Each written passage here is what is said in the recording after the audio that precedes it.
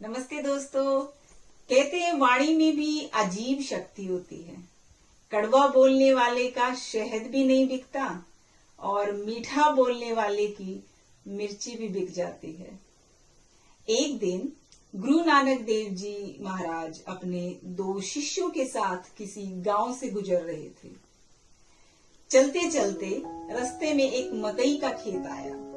मकई का खेत देखकर मर्दाने ने गुरुजी से सवाल किया, बाबा जी, इस मकई के खेत में जितने दाने हैं, क्या वो सब पहले से ही निर्धारित कर दिए गए हैं कि कौन इसका हकदार है और यह किसके मुंह में जाएगा?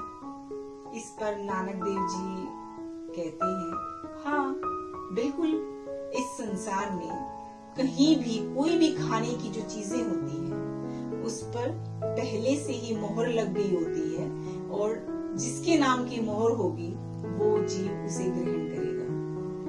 इस बात ने मर्दाने के मन में कई सवाल खड़े कर दिए। मर्दाने ने मकई के खेत से एक मकई तोड़ ली और उसका एक दाना निकालकर हथेली पर रख लिया और नानक देव जी से पूछा, बाबा जी, कृपा करके मुझे बताइए कि इस दाने पर किसका नाम लिखा है?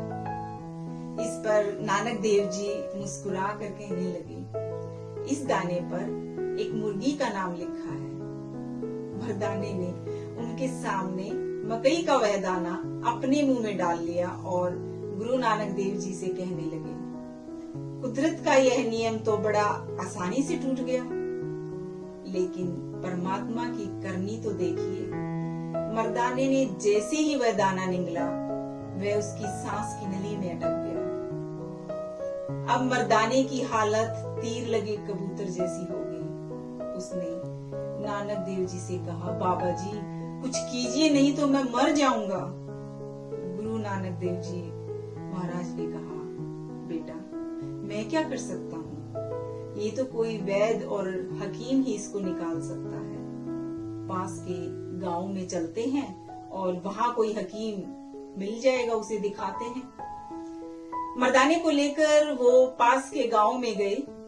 वहां एक हकीम मिले और उस हकीम ने मर्दाने की नाक में नस्वर डाल दी।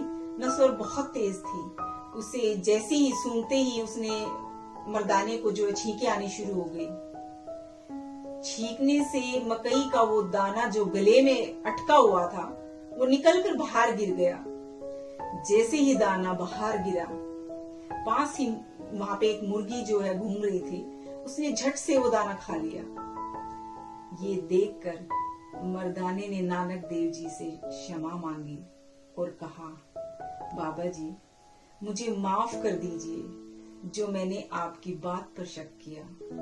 गुरु नानक देव जी ने मुस्कुराते हुए मर्दाने को गले से लगा लिया। सच्चे संतों की वाणी से अमृत बरसता है। कहते हैं आवश्यकता होती है उसे सिर्फ आचरण में ढालने की, ना कि उस पर शक और कोई शंका करने की। तो हमेशा संत महात्माओं की वाणी पर कभी कोई शक नहीं करना चाहिए।